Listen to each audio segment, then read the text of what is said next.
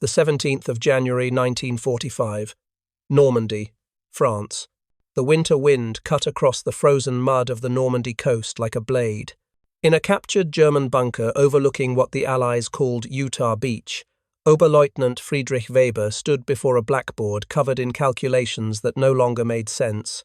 Outside, the mechanical thunder of American trucks rolled past in an endless procession, hour after hour, day after day, night after night. But it wasn't the trucks that haunted him. It was the fuel. Always the fuel. Weber had been an engineering officer in the Wehrmacht, trained at the prestigious Technical University of Berlin, a man who understood logistics, supply chains, and the mathematical limits of modern warfare. He had calculated fuel consumption rates for the Afrika Korps. He had designed supply depots for the Eastern Front. He had advised on the strategic petroleum reserves that Germany desperately hoarded, rationed, and fought wars to secure. And now, standing in this cold concrete room with Allied documents spread before him, he was looking at something that violated every principle of military logistics he had ever learned. The Americans were pumping fuel under the English Channel, not transporting it in tankers that could be torpedoed, not flying it in planes that could be shot down, not hauling it in trucks that could be ambushed. They had built a pipeline, a flexible steel pipeline laid across the seabed of one of the most turbulent stretches of water in Europe, and they were pumping thousands upon thousands of gallons of gasoline and diesel directly from England into France. Every single day, without interruption, Weber stared at the intelligence reports, his hands trembling slightly. The numbers were impossible. The engineering was impossible. The entire concept was impossible. And yet the evidence rumbled past his window every 15 minutes. American tanks, American half-tracks, American trucks, all of them fueled, all of them moving, all of them advancing deeper into the Reich with a logistical confidence that seemed almost arrogant in its abundance. He thought of his own Wehrmacht convoys, the careful rationing, the anxious calculations, the stopped offensives because fuel hadn't arrived, the abandoned tanks left beside Russian roads because there was no diesel to move them. He thought of the panzer divisions that had ground to a halt during the Battle of the Bulge, not because of American firepower, but because the fuel depots they were racing to capture had been empty. He thought of Luftwaffe pilots who sat idle in their cockpits because there was no aviation fuel for their engines. And the Americans had built a pipeline under the ocean. To understand the magnitude of what Weber was confronting, one must understand the German relationship with petroleum in the Second World War. Germany was a nation perpetually starving for oil. Unlike the United States, which sat atop vast domestic reserves in Texas, Oklahoma, and California, Germany possessed virtually no natural petroleum. Every drop had to be imported from Romania, synthesized from coal through expensive chemical processes, or captured from enemies.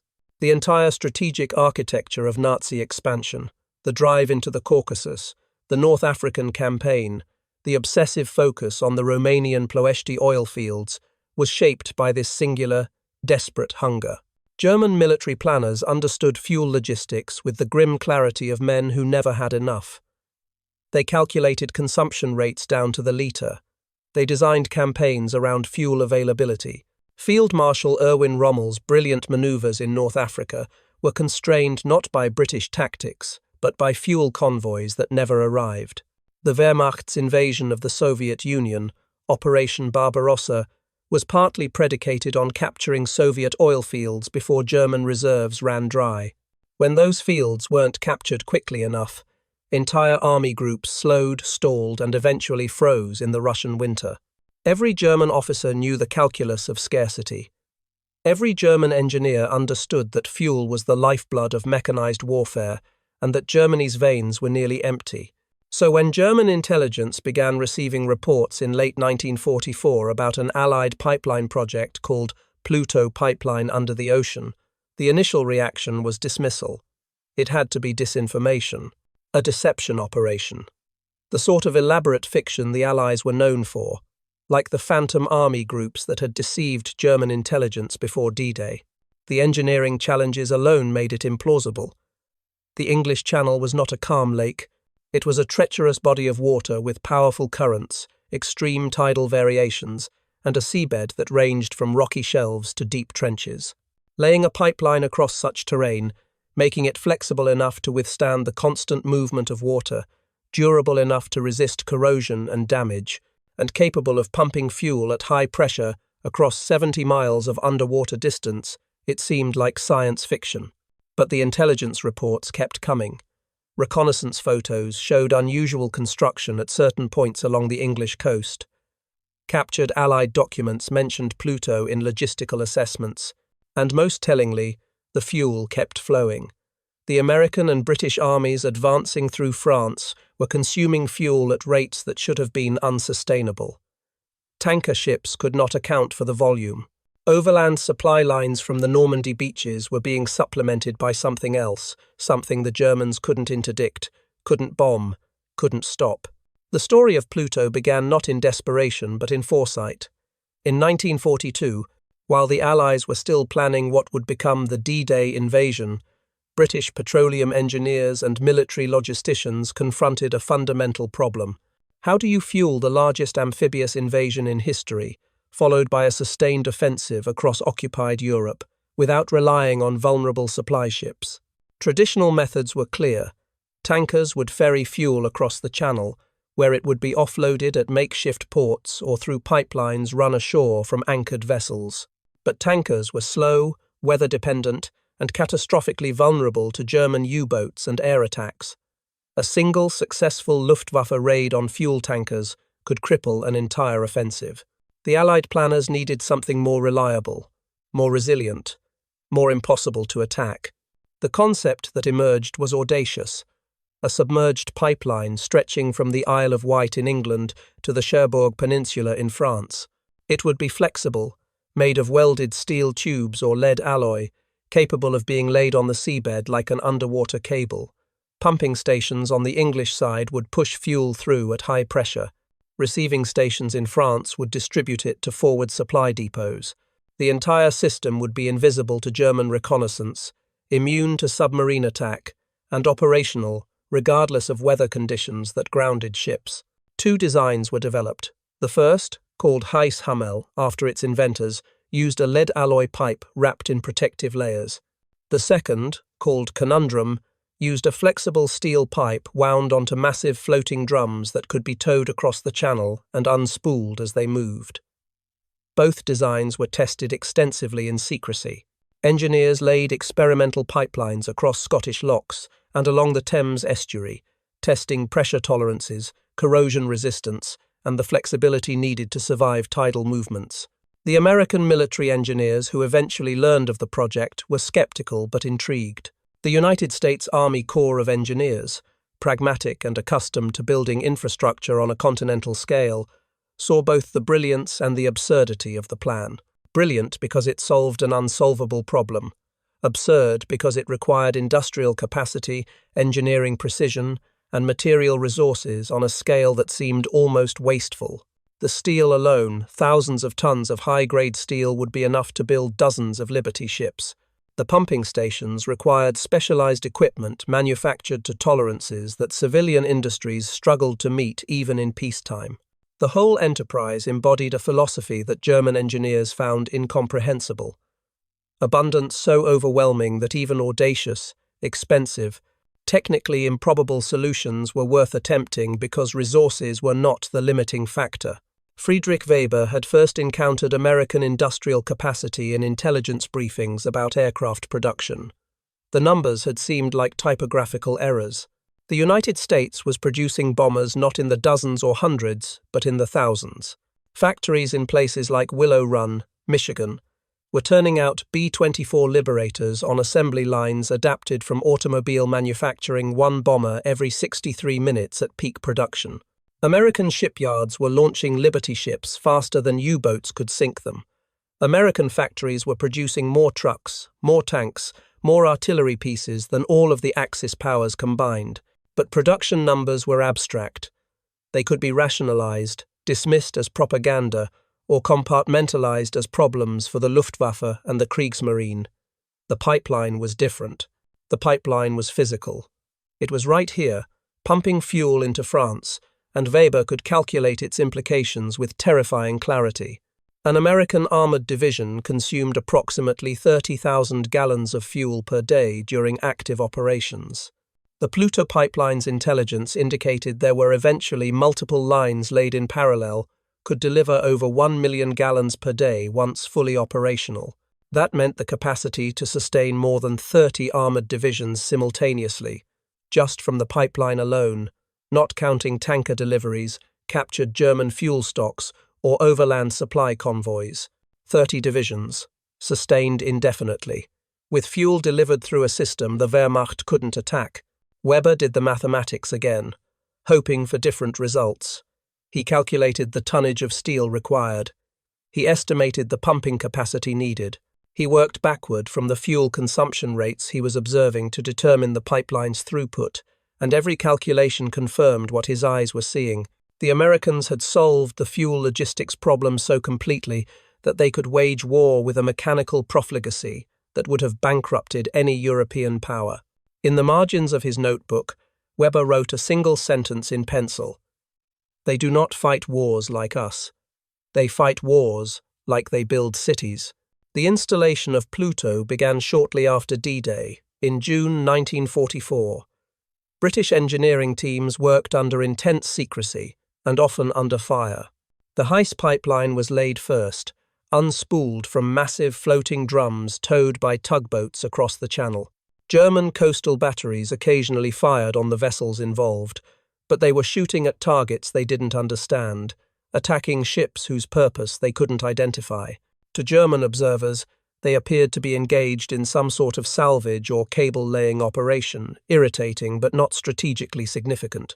The conundrum pipelines followed, laid from giant reels designated by color codes, names like Bambi and Dumbo, that reflected a casual, almost playful American attitude toward engineering projects that German planners would have treated with solemn gravitas. Each pipeline was a marvel of engineering. The flexible steel tubing had to withstand water pressure, tidal movement, and the constant abrasion of sand and rock. Joints had to be perfectly sealed to prevent leaks. Pumping stations had to maintain consistent pressure across distances that tested the limits of fluid dynamics. And it worked. By August 1944, fuel was flowing from England to France through underwater arteries that the Germans couldn't see and couldn't cut. By September, additional pipelines were operational. By the time Weber was studying the intelligence reports in January 1945, Pluto had delivered millions of gallons of fuel, enough to power the liberation of Paris, the race across France, and the grinding advances into the Low Countries and Germany itself. For German engineers like Weber, trained in a philosophy of scarcity and efficiency, the implications were crushing. This wasn't just superior logistics, it was a different conception of what was possible. German engineering excellence had focused on doing more with less, building tanks with sloped armor to deflect shells rather than absorb them, designing jet engines because Germany lacked fuel for large numbers of conventional aircraft, creating synthetic rubber and synthetic fuel because natural resources were blockaded. German engineering was the engineering of necessity, of scarcity, of making do. American engineering was the engineering of abundance. It was the philosophy that if you had enough resources, you could brute force solutions to problems that others considered insoluble. You could build a pipeline under the ocean, not because it was efficient, but because it was possible, and because you had the steel, the pumps, the engineers, and the industrial capacity to make it happen. You could afford to experiment, to fail, to try multiple designs simultaneously. You could build systems with redundancy upon redundancy, where the failure of one component didn't compromise the whole. Weber thought often of his younger brother, Klaus, a panzer commander who had written to him from the Eastern Front before communications had ceased. Klaus had described the frustration of commanding a Tiger tank, one of the most formidable armored vehicles ever built, that sat immobile beside a Ukrainian village because the fuel convoy hadn't arrived. The Tiger could destroy any Soviet tank it encountered. Its armor could deflect most enemy shells. Its crew was experienced and disciplined. But without fuel, it was a 40-ton steel coffin waiting for Soviet artillery to find it. Klaus had written, "The tank is perfect. The doctrine is perfect. The crew is perfect, but we have no fuel, and so we wait to die. The Russians don't need better tanks. They just need more fuel than we do, and they have it." Weber never learned what happened to Klaus. The division had been encircled during a Soviet offensive, and after that, nothing. But he remembered the letter every time he heard American trucks rolling past, their engines purring with the confidence of machines that would never run dry.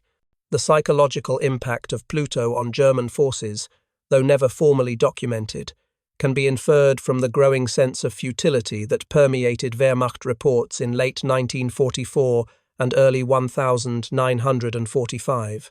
Soldiers and officers alike began to understand that they were not fighting an enemy army. They were fighting an enemy economy, an industrial system so vast, so productive, so capable of delivering resources to the front that individual German tactical victories meant nothing. You could destroy an American tank, and 3 more would appear the next day. You could shoot down a bomber, and 10 more would arrive the next week. You could dream of cutting supply lines, and the Americans would simply build new ones underwater. The fuel that flowed through Pluto was more than gasoline and diesel. It was a statement of philosophy. It represented a society organized around production, abundance, and the belief that material challenges could be overcome through industrial might. Every gallon pumped through those pipelines carried with it the implicit message: we can do this because we have so much that we can afford to do the impossible. For Weber, the pipeline became a symbol of everything Germany had miscalculated about the war. The Nazi leadership had believed that German technical superiority, the Tiger tank, the V-2 rocket, the Messerschmitt jet fighter, would offset material disadvantages. They had believed that tactical brilliance and ideological fervor could overcome industrial disparity.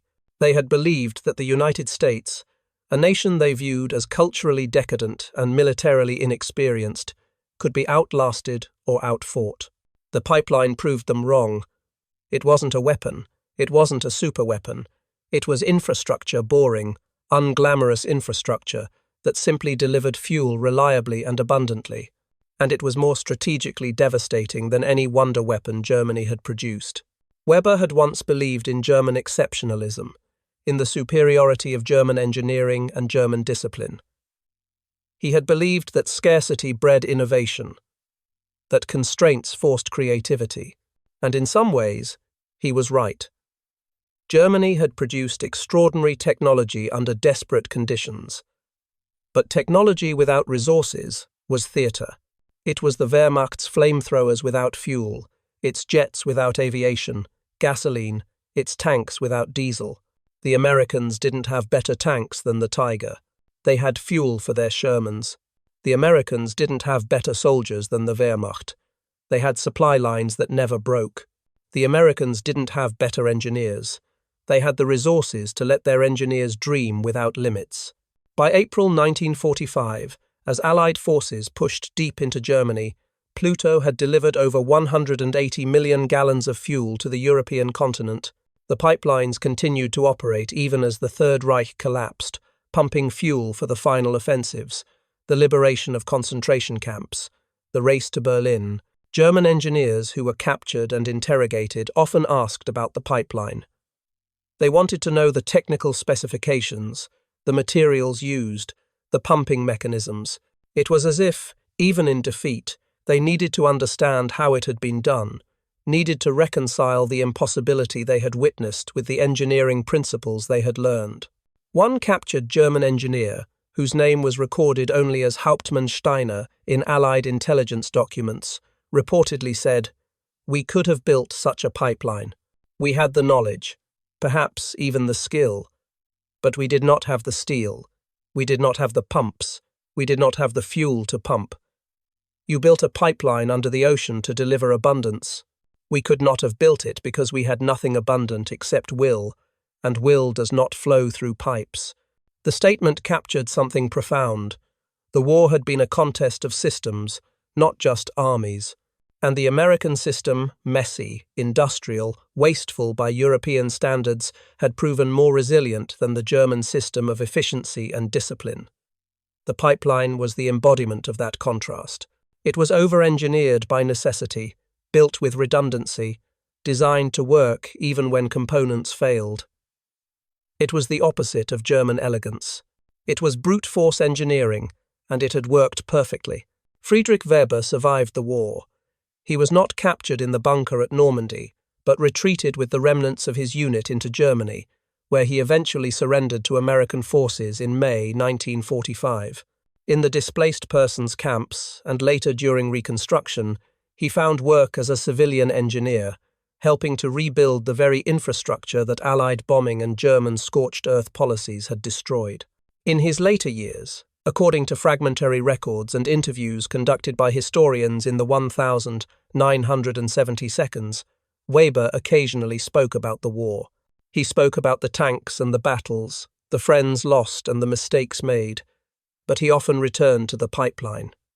It haunted him, he said, more than any weapon he had faced, because the pipeline proved that Germany had never had a chance, not because German soldiers were inferior or German generals incompetent, but because the material disparity was so vast that no amount of courage or cleverness could bridge it.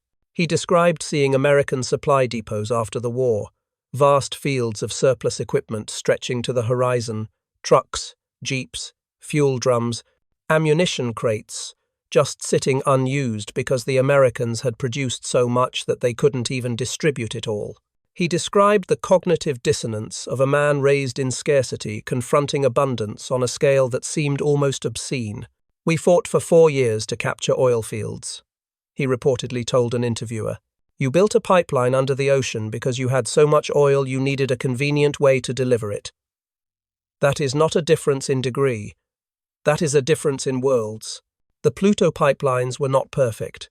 They suffered leaks, pressure failures, and damage from storms and shifting seabeds. Repairs were constant. Some sections had to be replaced entirely. But the system's redundancy meant that even when individual pipelines failed, the overall network continued to function. Fuel kept flowing. The war machine kept moving. In the broader narrative of World War II, Pluto is often a footnote. It doesn't have the dramatic weight of D-Day or the symbolic power of the atomic bomb. But for those who understood logistics, the German engineers, the Allied supply officers, the historians who later studied the mechanics of victory, the pipeline represented something fundamental about how the war was won. Wars are not won by the army that fights the hardest or the most bravely. They are won by the army that can sustain the fight. And sustainability, in modern mechanized warfare, depends on fuel. The Germans understood this intellectually, but they understood it as a problem to be managed, a constraint to be navigated. The Americans understood it as a problem to be solved, a challenge to be overwhelmed with resources and ingenuity. The pipeline under the English Channel was not just a feat of engineering. It was a declaration. We have so much that we can afford to do the impossible. We can lay steel across the seabed because we have the steel to spare. We can pump 1 million gallons a day because we have 1 million gallons a day to pump. We can fuel an army indefinitely because our economy produces fuel indefinitely. For the Germans, who had spent the entire war rationing, conserving, and scrounging for every litre of gasoline, this abundance was incomprehensible. It wasn't just a military advantage. It was a philosophical defeat. The winter wind still cut across the Normandy coast, even after the war ended. The bunkers remained, slowly decaying into the landscape. The trucks stopped rolling. The pipelines eventually ceased operation, their purpose fulfilled. Some sections were salvaged, others were left on the seabed, silent monuments to an engineering triumph that most people would never know existed. But the idea persisted. The idea that infrastructure could be a weapon. The idea that abundance could be strategy. The idea that a democracy's greatest strength was not its ideals, though those mattered, but its capacity to mobilize resources on a scale that authoritarian efficiency could never match. Friedrich Weber's calculations, scrawled in notebooks that likely ended up in an archive somewhere, or perhaps were lost entirely, had been correct. The numbers didn't lie. The Americans had built a pipeline under the ocean, and it had pumped enough fuel to power the liberation of a continent. The engineering was impressive. The implications were world-changing. In the end, the pipeline was a perfect metaphor for the American way of war. Pragmatic, industrial, overwhelming, not elegant, not efficient by European standards, but unstoppable. The Germans had built Tiger tanks and V-2 rockets and jet fighters, marvels of engineering that embodied the cutting edge of military technology. The Americans had built a flexible steel tube and laid it across the seabed to deliver gasoline. And when the war was over, it was the gasoline that had mattered more. The lesson, for those willing to see it, was uncomfortable in its simplicity. Ideology and discipline and technical brilliance were important, but in the arithmetic of total war, abundance defeated excellence, production defeated precision, and a nation that could afford to build pipelines under oceans to solve logistical inconveniences was a nation that could not be defeated by any enemy, no matter how determined, how skilled, or how brave. The pipeline flowed with fuel, but it also flowed with the unspoken truth of the 20th century, that freedom and democracy, whatever their philosophical merits, had proven capable of organizing human effort and industrial production on a scale that authoritarian regimes, for all their central planning and total mobilization, could never match. The Nazis had believed that ruthless efficiency and total control would overcome material disadvantages. The pipeline proved them wrong, not through superior tactics or better weapons, but through the simple, relentless capacity to deliver fuel, more fuel than was needed, more fuel than seemed possible, more fuel than the Germans had ever imagined could exist. In the frozen mud of Normandy, in the calculations of engineers, in the rumble of trucks that never stopped rolling, the war was decided not by battles, but by barrels, by the fuel that flowed through a pipeline under the ocean, invisible and inexorable, carrying with it the weight of a democracy's industrial might and the quiet, the devastating message that some enemies cannot be outfought, they can only be outproduced. And so the pipeline flowed, and the trucks rolled, and the war ended, and Friedrich Weber stood in his bunker understanding too late that Germany had been defeated not on the battlefield but in the factories, the oil fields, the supply depots, and the engineering offices where American planners had looked at the English Channel and decided that the impossible was merely difficult, and the difficult was merely expensive, and expense was something a nation of abundance could afford. The pipeline under the ocean was never meant to be poetic, but in the cold mathematics of war, in the inexorable logic of fuel and supply, it became the most eloquent statement of the 20th century, that the future belonged not to those who fought hardest, but to those who could sustain the fight forever.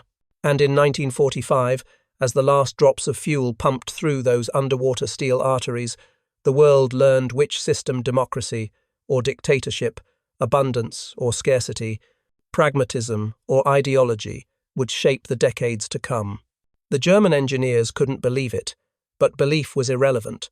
The pipeline was real, the fuel was flowing, and the war, for all practical purposes, was already over.